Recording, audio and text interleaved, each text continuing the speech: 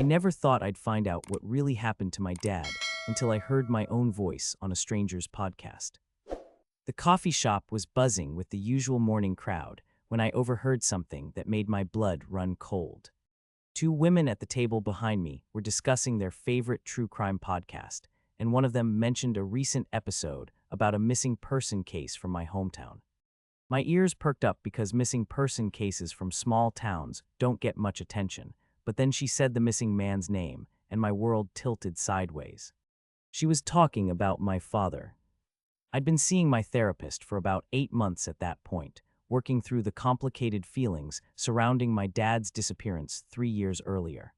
The police had investigated thoroughly, but there were no leads, no evidence of foul play, and no closure for our family.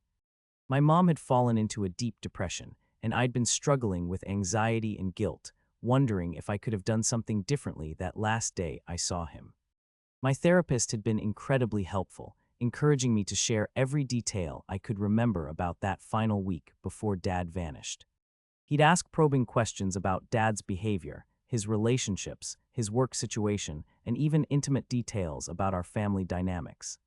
I thought it was all part of the healing process, but hearing those women discuss intimate details of my father's case that I'd never shared publicly made me realize something was terribly wrong. The podcast episode they were discussing contained information that only I had shared during our private sessions. Details about Dad's strange phone calls in the weeks before he disappeared, his sudden interest in genealogy research, and the way he'd been acting paranoid about being followed. These weren't facts that had been reported in the news or discussed with the police because I'd only remembered them during therapy sessions. My hands started shaking as I pulled out my phone and searched for the podcast they'd mentioned.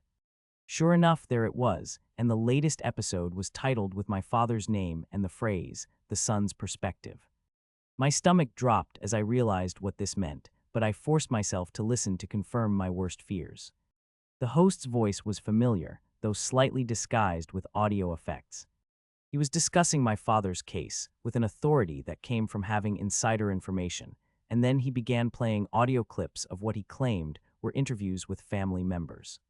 The voice in those clips was mine, but they weren't interviews at all. They were excerpts from my therapy sessions, carefully edited to sound like I was speaking to a podcast host rather than my therapist. I sat in that coffee shop for 2 hours, listening to episode after episode, hearing my most private thoughts and painful memories being broadcast to thousands of strangers. The host had been building a narrative around my father's disappearance, using information I'd shared in confidence to create a compelling story for his audience. He'd even added dramatic music and sound effects to make my emotional breakdowns more entertaining. The worst part was discovering that this podcast had been running for months, with my father's case being a recurring storyline. The host had been gathering material from our sessions and using it to fuel multiple episodes, always promising his listeners that he was getting closer to solving the mystery. He'd even created a community of amateur detectives who were actively investigating my family, posting photos of our house, and speculating about our involvement in Dad's disappearance. I felt violated in a way I'd never experienced before. This person I'd trusted with my deepest fears and guilt had been exploiting my pain for entertainment and profit. Every breakthrough moment in therapy, every tear I'd shed, every vulnerable admission I'd made had been recorded and packaged as content for strangers to consume during their morning commutes. But the betrayal was just the beginning of what turned out to be a much darker situation than I could have imagined. That evening, I decided to confront my therapist directly rather than going through official channels.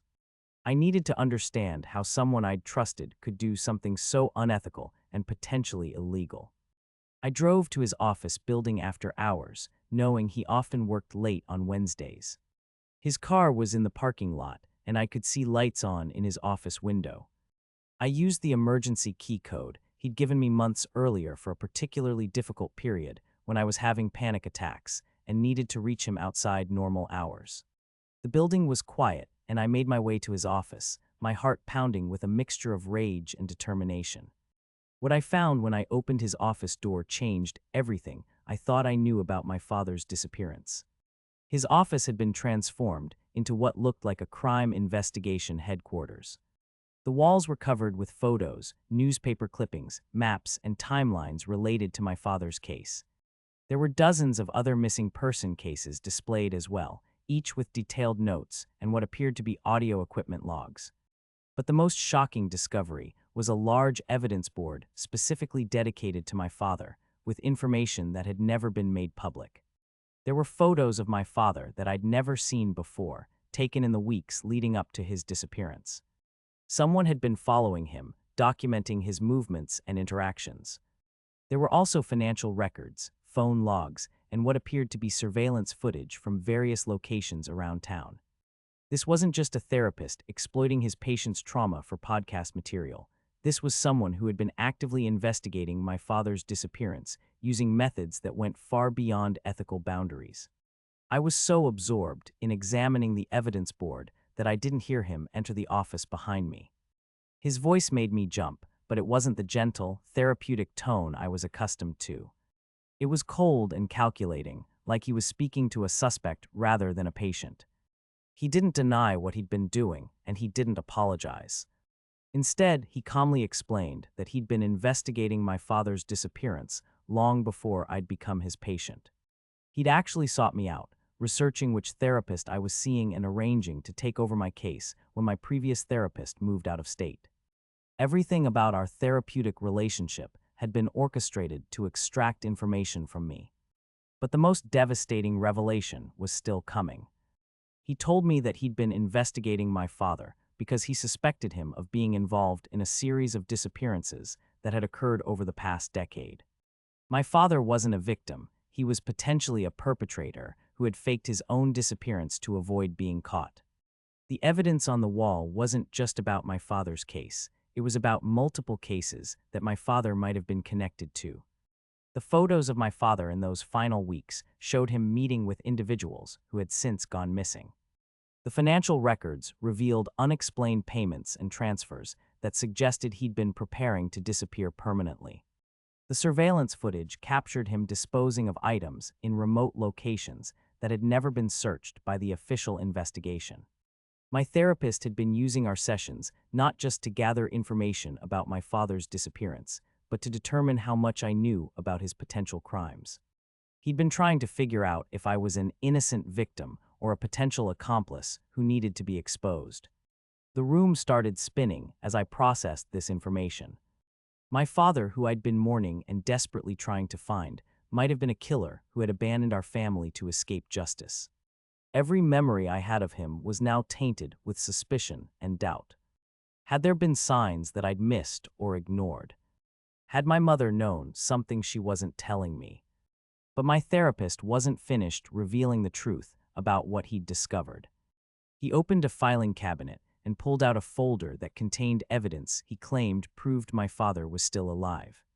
There were recent financial transactions using accounts that had been set up in the months before his disappearance.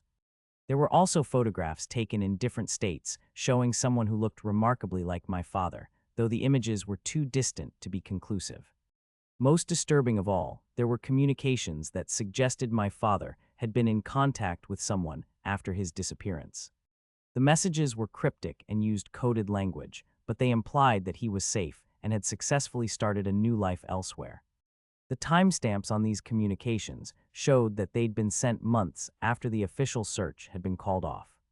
My therapist had been using his podcast and the community of amateur investigators it had created to try to track down my father's new location.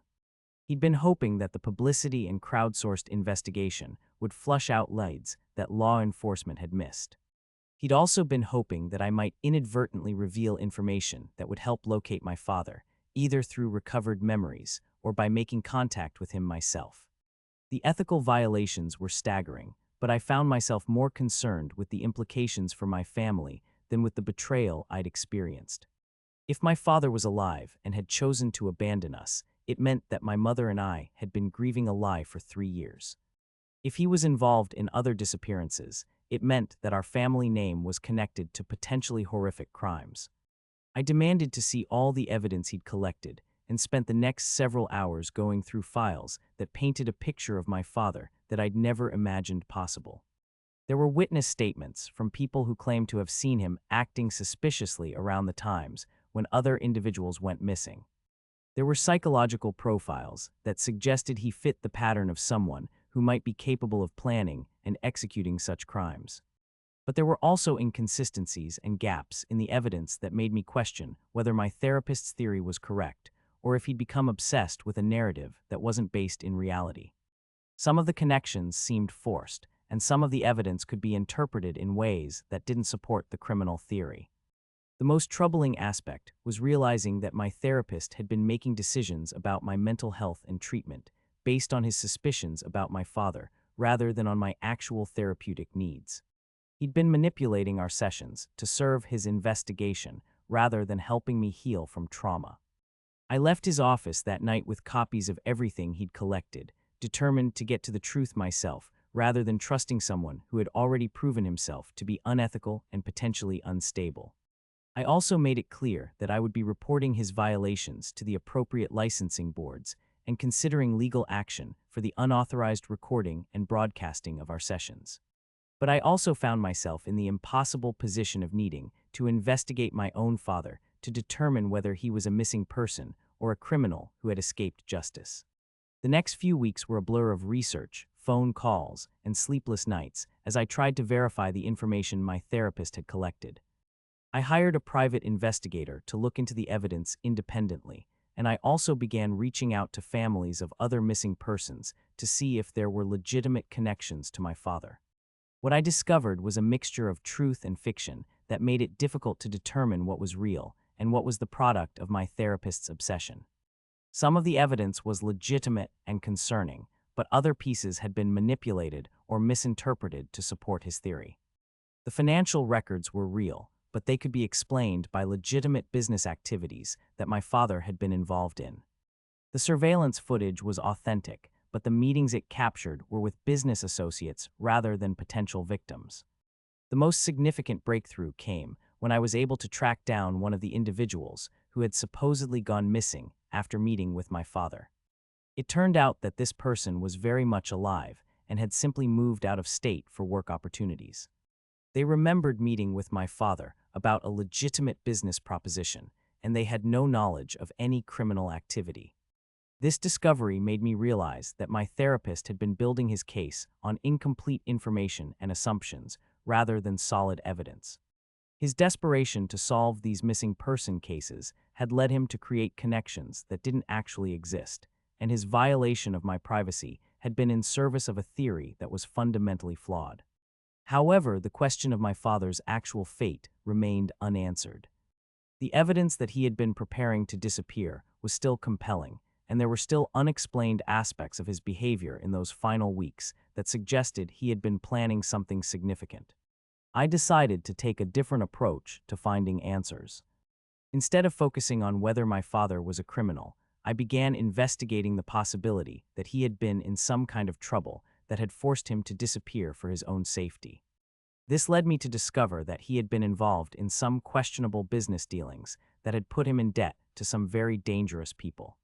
The genealogy research that I'd mentioned to my therapist hadn't been a casual hobby. It had been part of an effort to establish a new identity. The phone calls I'd remembered him making had been to people who specialized in helping individuals disappear when they were in danger. The paranoia about being followed had been legitimate because he was being tracked by people who wanted to collect on debts he couldn't pay. This revelation was both heartbreaking and relieving. My father hadn't abandoned us because he didn't love us. He had left to protect us from the consequences of his mistakes. He had been trying to lead his creditors away from our family, and his disappearance had been an act of sacrifice rather than selfishness. I was able to verify this theory by tracking down some of the people my father had been in contact with before his disappearance. They confirmed that he had been in serious trouble and had been seeking help to disappear safely.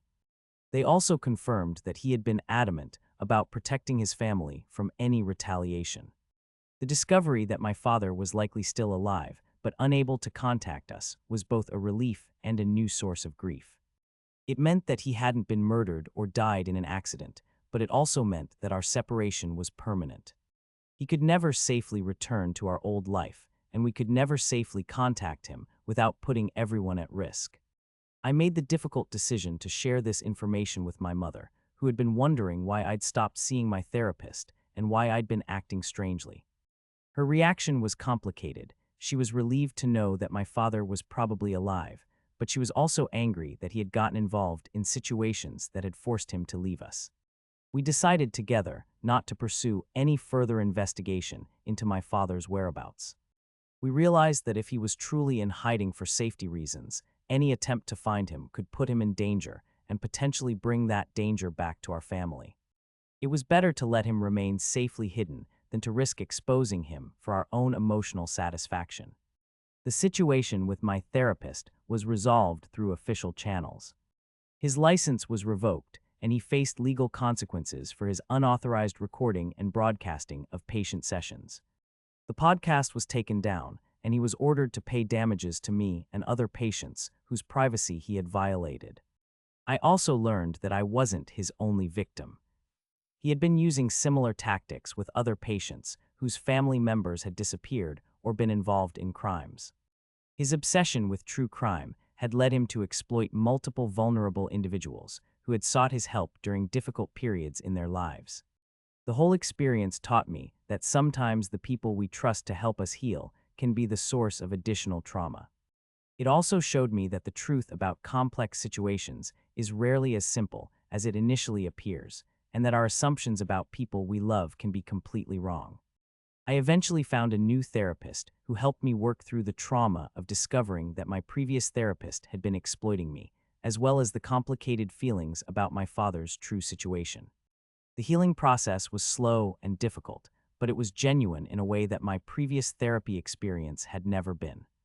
My mother and I developed a closer relationship as we supported each other through the process of accepting that our family would never be the same.